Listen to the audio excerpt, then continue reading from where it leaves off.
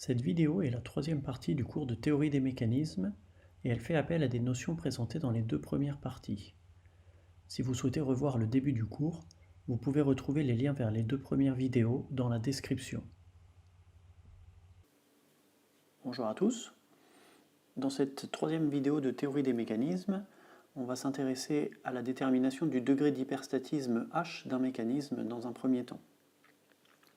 Pour déterminer le degré d'hyperstatisme H d'un mécanisme, à la différence de ce qu'on a vu précédemment pour déterminer le degré de mobilité d'un mécanisme, eh bien on va s'appuyer ici sur une méthode statique.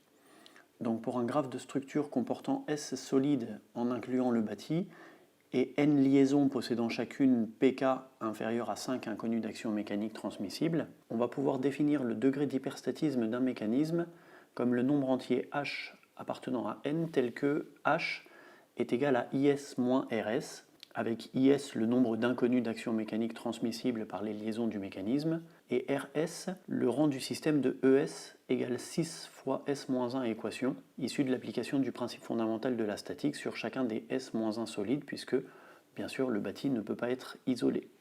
Et ce degré d'hyperstatisme vérifie toujours la relation H supérieur ou égal à IS moins ES, c'est-à-dire que le degré d'hyperstatisme est toujours supérieur au nombre d'inconnus statiques moins le nombre d'équations statiques.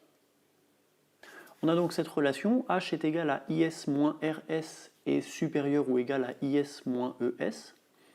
Donc on peut voir H comme le nombre d'inconnus d'action mécanique transmissible que l'on ne peut pas déterminer lors de la résolution du système homogène de ES est égal à 6 fois S-1 équation linéaire à IS inconnu.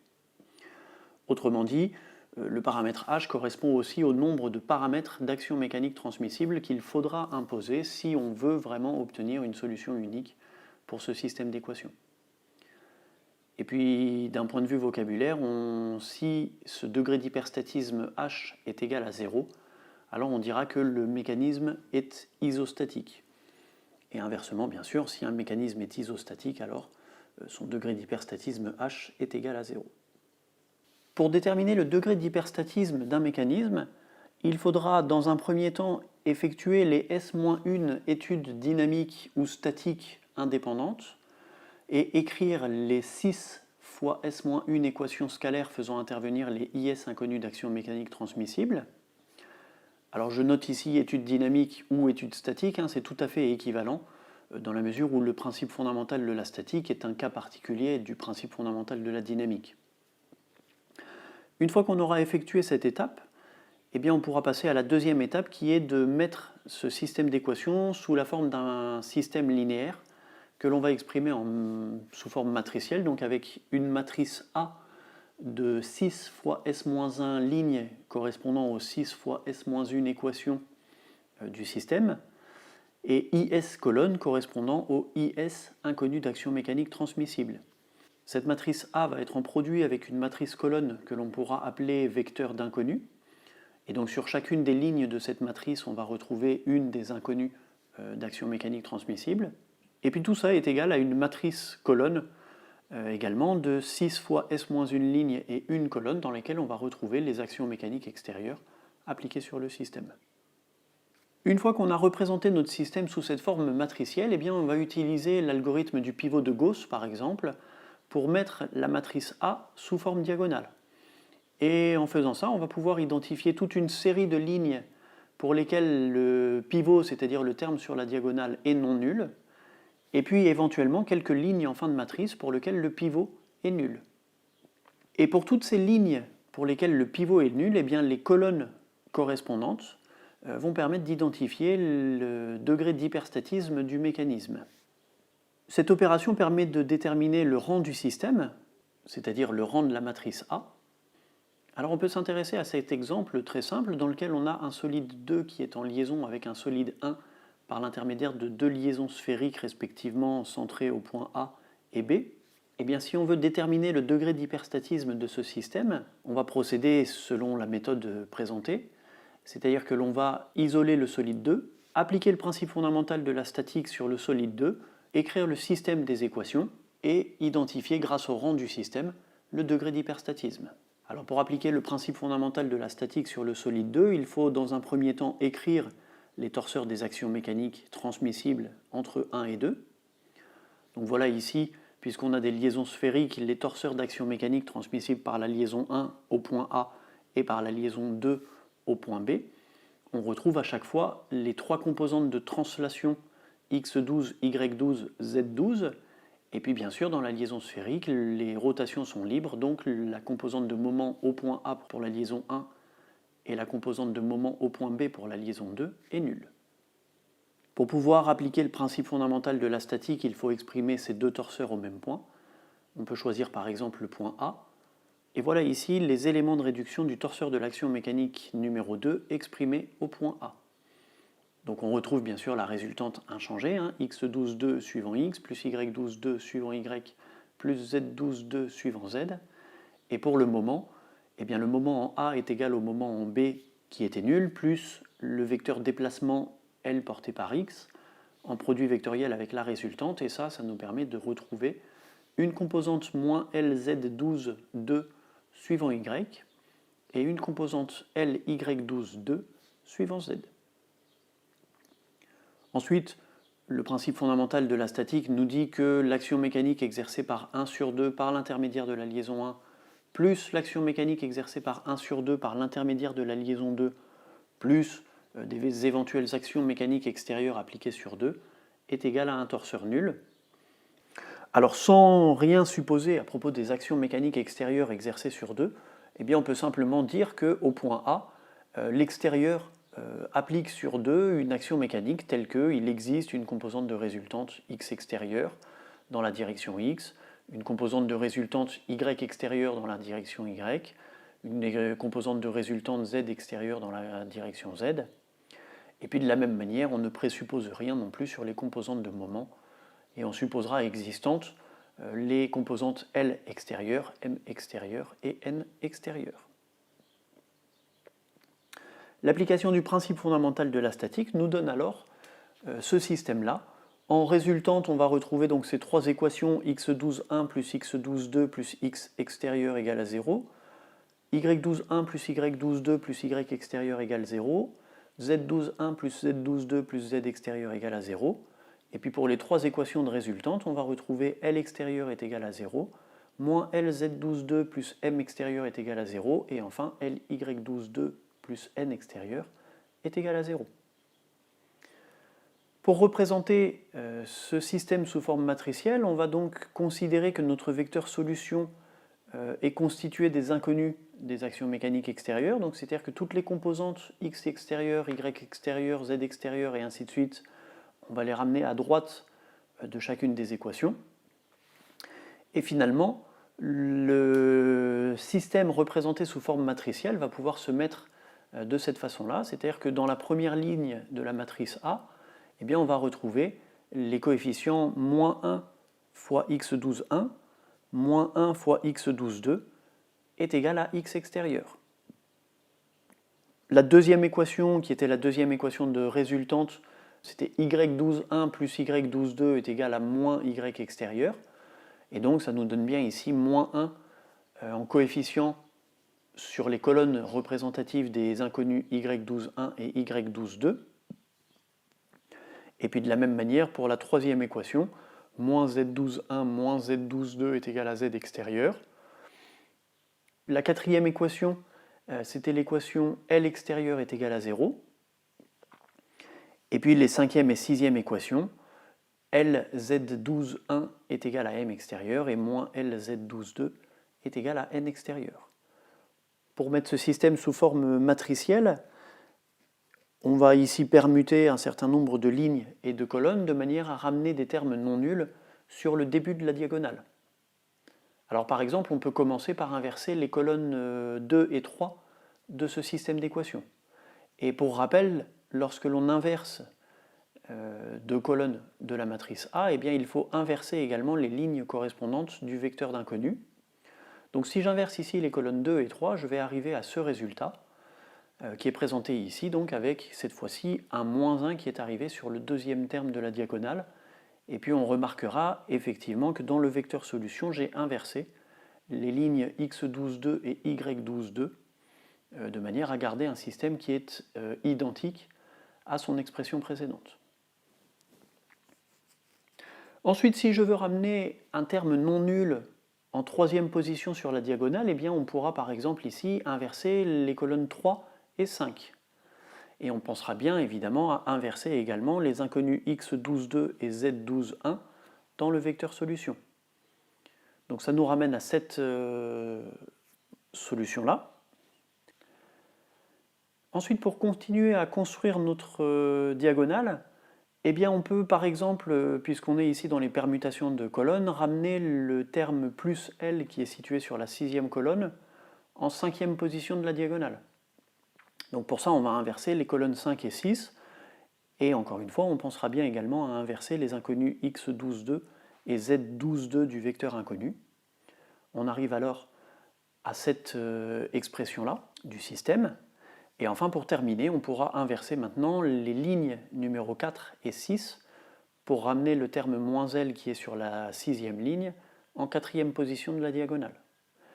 Et cette fois-ci, lorsqu'on inverse des lignes dans ce système d'équations, eh bien pour garder un système d'équations identique, il faut également inverser les lignes du vecteur solution, donc c'est-à-dire que l'on inversera ici le terme L extérieur et le terme N extérieur.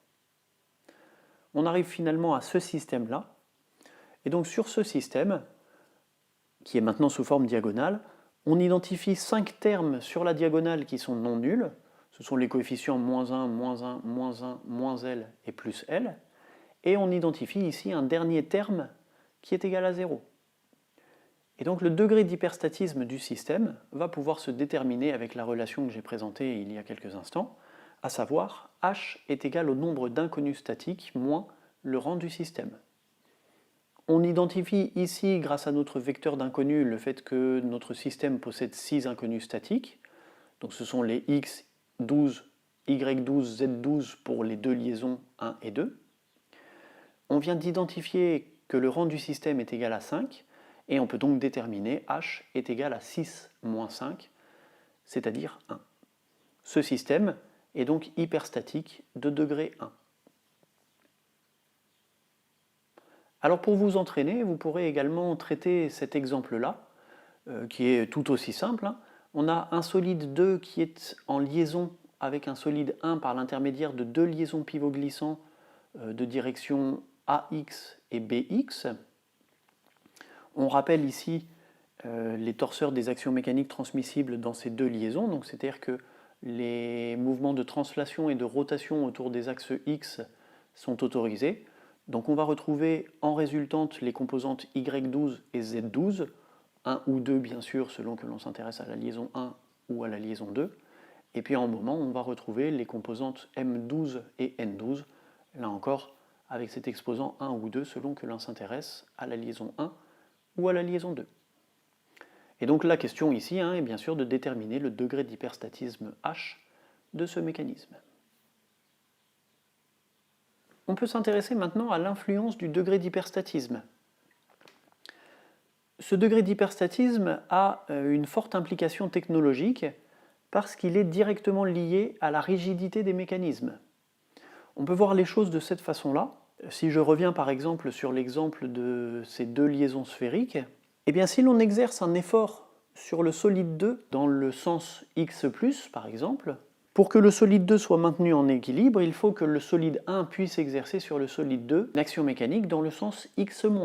Et puis dans ces deux liaisons sphériques, au point A et au point B, eh bien on peut voir que les deux liaisons sphériques sont toutes les deux capables de bloquer la translation du solide 2 dans la direction x. Donc ça veut dire que pour s'opposer à l'action mécanique extérieure qui pousse le solide 2 dans la direction x, eh bien on va pouvoir soit s'appuyer sur la capacité de la liaison en A à bloquer cette translation, soit s'appuyer sur la capacité de la liaison en B à reprendre cette action mécanique. On a donc deux possibilités pour assurer la reprise des efforts dans ce mécanisme. Et c'est en ce sens-là que les deux liaisons en A et en B, dans la mesure où elles sont toutes les deux capables de bloquer le même degré de liberté, vont pouvoir améliorer la transmission des actions mécaniques de ce système. deux façons de voir les choses, c'est-à-dire que soit on considère que c'est par exemple la liaison en A qui va assurer le blocage en translation dans la direction X du solide 2, et dans ce cas-là, si jamais cette liaison en A venait à s'abîmer, eh bien il resterait toujours la liaison en B pour continuer à assurer cette fonction. Ou bien deuxième façon de voir les choses, c'est de se dire que eh bien, les deux liaisons en A et en B simultanément vont assurer la responsabilité de bloquer la translation de 2 dans la direction X, et c'est comme si chacune de ces deux liaisons va devoir prendre à sa responsabilité la moitié des actions mécaniques. Donc on retrouve encore ici le fait que, avec deux liaisons capables de reprendre les mêmes actions mécaniques, on peut augmenter la rigidité d'un mécanisme ou augmenter par exemple sa durée de vie face à la transmission des actions mécaniques. L'inconvénient de l'hyperstatisme, c'est que ça impose des contraintes géométriques, ou bien ça nécessite de mettre en place un système de réglage dans le mécanisme. Toujours sur cet exemple avec les deux liaisons sphériques, eh bien ce qui va poser problème ici, on l'a vu à l'instant, alors dans ce que je viens de présenter, c'était un avantage, le fait de dire que les deux liaisons en A et en B pouvaient supporter toutes les deux les actions mécaniques dans la direction X, mais là où ça devient un inconvénient, eh bien c'est que le solide 1 va imposer la position du point A dans la direction X, et le solide 1 va imposer la position du point B dans la direction X. Ce qui veut dire que si la distance AB n'est pas la même sur le solide 1 et sur le solide 2, eh bien vous allez avoir des difficultés pour réaliser l'assemblage des deux pièces l'une avec l'autre.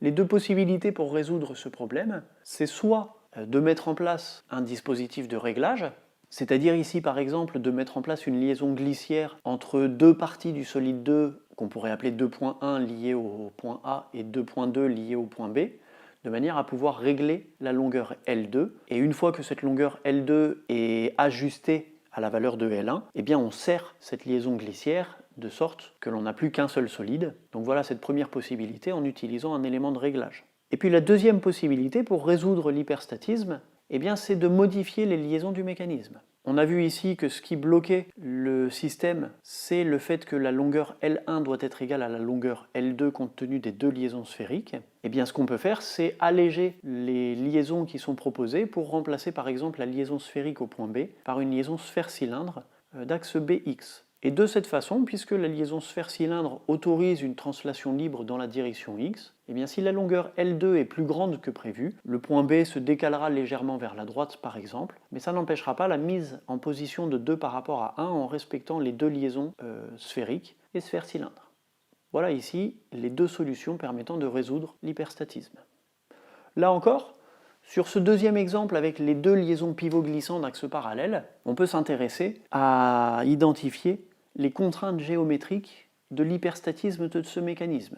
Donc si on en fait l'étude en termes de degré de mobilité et de degré d'hyperstatisme, on peut montrer que le degré de mobilité est égal à 1, on peut montrer que le degré d'hyperstatisme est égal à 3, et la question qui est posée ici, c'est à quoi correspondent géométriquement ces trois inconnus hyperstatiques. Pour donner quelques éléments de réponse, on présente dans ce tableau les paramètres qu'il faudra vérifier lorsque l'on doit respecter un certain nombre de contraintes géométriques. Par exemple, pour la première étude avec les deux liaisons sphériques, on a vu ici que la difficulté venait du blocage en translation dans la direction X des deux points A et B, et donc il fallait respecter le fait que la longueur L1 soit égale à la longueur L2. Et on va retrouver ici la contrainte géométrique de localisation du point B par rapport au point A, c'est-à-dire que l'on veut positionner deux points l'un par rapport à l'autre. Et pour effectuer ce positionnement, le paramètre à vérifier est un paramètre de longueur. Enfin, dernière petite chose sur ce cours de théorie des mécanismes, on va voir maintenant une formulation globale qui permet de regrouper les deux approches cinématiques et statiques dont on a parlé, et donc qui vont permettre d'identifier un lien entre le degré de mobilité d'un mécanisme et le degré d'hyperstatisme de ce mécanisme. Si l'on considère toujours un mécanisme constitué de S solides en prenant en compte le bâti, constitué de L liaisons de telle sorte que le graphe de structure contienne gamma est égal à L moins S plus 1 si qu'un indépendant, la relation fondamentale de la théorie des mécanismes est donnée finalement par une relation d'équivalence est égale au nombre d'équations cinématiques moins le nombre d'inconnus cinématiques, et c'est également égal au nombre d'inconnus statiques moins le nombre d'équations statiques. Donc cette relation fondamentale, elle permet de relier les degrés d'hyperstatisme et de mobilité d'un mécanisme à ses caractéristiques cinématiques ou statiques. Donc nombre d'inconnus et d'équations cinématiques, ou bien nombre d'équations et d'inconnus statiques. Cette relation fondamentale, en réalité, elle est basée simplement sur l'analyse conjointe des deux systèmes d'équations cinématiques et statiques. C'est un principe dont on a déjà parlé, ce principe de dualité cinématique-statique. Et le lien entre les deux approches se fait ici sur le nombre de liaisons. On a vu notamment à l'occasion du premier TD sur l'Airbus A380 le fait que si l'on comptait 6 fois le nombre de liaisons, eh bien on arrive exactement à la somme du nombre d'inconnus cinématiques et d'inconnus statiques, ou bien à la somme du nombre d'équations cinématiques et d'équations statiques. Si l'on effectue conjointement les études cinématiques et statiques du mécanisme étudié, eh bien l'étude cinématique va nous donner un système de 6 fois gamma équations à IC inconnu, grâce auquel on va pouvoir déterminer le degré de mobilité, on l'a vu dans la partie 2 de ce cours. M est égal à IC moins RC, mais on va également pouvoir déterminer le degré d'hyperstatisme H est égal à EC moins RC. Donc ce degré d'hyperstatisme H limite le nombre d'équations cinématiques. Et puis si l'on effectue l'approche statique ou dynamique du mécanisme, on va obtenir un système de 6 fois S-1 équations à IS inconnu, grâce auquel on va pouvoir déterminer le degré d'hyperstatisme, ce que j'ai présenté en début de vidéo, à savoir le fait que H est égal à IS moins RS, mais on va aussi pouvoir retrouver le degré de mobilité M qui est égal à ES moins RS. Dit autrement, le degré de mobilité M limite le nombre d'équations statiques. Et donc c'est bien l'approche conjointe cinématique et statique qui permet de déterminer cette relation fondamentale dans laquelle H moins M est égal à EC moins IC, ou bien est égal à IS moins ES. Et puis toutes les expressions qui sont données en dessous découlent bien sûr directement de ce qui est noté ici, c'est-à-dire que l'approche cinématique nous permet par exemple de déterminer le degré d'hyperstatisme à partir du nombre d'équations cinématiques et du rang du système cinématique, ou à partir du nombre d'inconnus statiques et du rang du système statique, tandis que l'approche statique va nous permettre de déterminer le degré de mobilité à partir du nombre d'équations statiques et du rang du système statique, ou bien à partir du nombre d'inconnus cinématiques et du rang du système cinématique. Dans la pratique, pour déterminer le degré d'hyperstatisme d'un mécanisme, il ne sera pas systématiquement obligatoire d'écrire le système d'équations sous forme matricielle et d'identifier le rang de ce système. Je propose ici une méthode qui peut être plus rapide. Attention toutefois lors de l'utilisation de cette méthode parce qu'il peut y avoir parfois possibilité d'oublier un certain nombre d'informations. La première étape dans cette méthode, c'est de réaliser le graphe de structure à partir du modèle cinématique d'architecture du mécanisme. L'objectif ici de prendre en compte le modèle cinématique d'architecture du mécanisme, c'est de ne pas perdre d'informations. Ensuite, on pourra déterminer le nombre d'équations et d'inconnus cinématiques, respectivement notés EC et IC. On pourra ensuite déterminer le degré de mobilité totale du mécanisme M, si possible par une démarche intuitive. Là encore, c'est pour gagner un peu de temps par rapport à l'écriture complète du système d'équations cinématiques et par rapport à la détermination du rang de ce système. Donc vous pourrez par exemple utiliser l'algorithme qui avait été présenté dans le TD sur l'A380 pour déterminer le degré de mobilité du mécanisme. Et puis si possible, dans la détermination de ce degré de mobilité, on pourra également faire attention à distinguer les mobilités dites utiles, donc c'est-à-dire liées aux relations entrée sortie indépendantes du mécanisme, des mobilités internes liées au mouvement entre les pièces du mécanisme mais qui n'affectent pas le fonctionnement du mécanisme. Et avec tout ça, on va pouvoir déduire simplement le degré d'hyperstatisme du mécanisme avec cette relation H est égal à M plus 6 fois gamma moins IC, 6 fois gamma étant bien sûr égal au nombre d'équations cinématiques EC. Pour terminer, on va revenir ici sur l'exemple du système d'encapsulation. On en avait donné le graphe de structure. Si l'on veut déterminer le nombre d'équations cinématiques, on trouve ici 12 équations cinématiques. Compte tenu du nombre de solides et du nombre de liaisons, on identifie ici un nombre cyclomatique qui est égal à 2, avec une première boucle constituée ici entre les solides S0 et S1 par les deux liaisons en parallèle sphérique et sphère-cylindre. Et puis la deuxième boucle, c'est la boucle complète qui va lier les solides S0, S1, S2, S3, S4 sur ce mécanisme. Si l'on veut déterminer le nombre d'inconnus cinématiques, eh bien il faut ici faire l'inventaire des liaisons. On identifie deux liaisons sphériques qui vont chacune apporter 3 inconnus cinématiques, donc c'est-à-dire 6 inconnus cinématiques. On a ensuite 2 liaisons pivots glissants qui vont toutes les deux rajouter 2 inconnus, donc c'est-à-dire qu'on arrive ici à 10 inconnus cinématiques. On a ensuite une liaison pivot qui va apporter une inconnue cinématique, on passe à 11, et la liaison sphère-cylindre apporte 4 inconnus cinématiques. 11 plus 4 est égal à 15 inconnus cinématiques. En termes de mobilité, on identifie ici une mobilité utile, qui correspond à la loi entrée-sortie du mécanisme, c'est-à-dire que la rotation de l'arbre d'entrée entraîne la translation alternative de l'arbre de sortie. Et puis on peut également identifier 2 mobilités internes associées aux 2 ensembles en série avec la liaison sphérique de centre C. Pour identifier ici ces mobilités internes, eh bien, on peut revenir sur le dessin d'ensemble du système d'encapsulation. Et l'on va voir ici que la pièce numéro 18 est en liaison pivot glissant par rapport à la pièce numéro 17, et elle est en liaison sphérique par rapport à l'arbre de sortie numéro 3. Et donc on va pouvoir constater ici que les 2 liaisons sphériques et pivot glissant autorisent toutes les deux les rotations autour de l'axe Y5. Et donc la pièce numéro 18 va pouvoir tourner librement autour de cet axe Y5. Et puis de la même manière, avec les douilles à billes numéro 1, la pièce numéro 3 est en liaison pivot glissant par rapport au bâti, et elle est en liaison sphérique par rapport à la pièce numéro 18. Donc ces 2 liaisons pivot glissant et sphérique autorisent toutes les deux la rotation de 3 autour de l'axe X, et là encore, la pièce numéro 3 va pouvoir tourner librement autour de l'axe X. Voilà donc ces 2 degrés de mobilité interne. On a donc finalement un degré de mobilité totale M qui est égal à MU plus MI, qui est donc égal à 1 plus 2, c'est-à-dire 3. Et si l'on veut déterminer le degré d'hyperstatisme, eh bien on va dire que H est égal à M plus EC moins IC.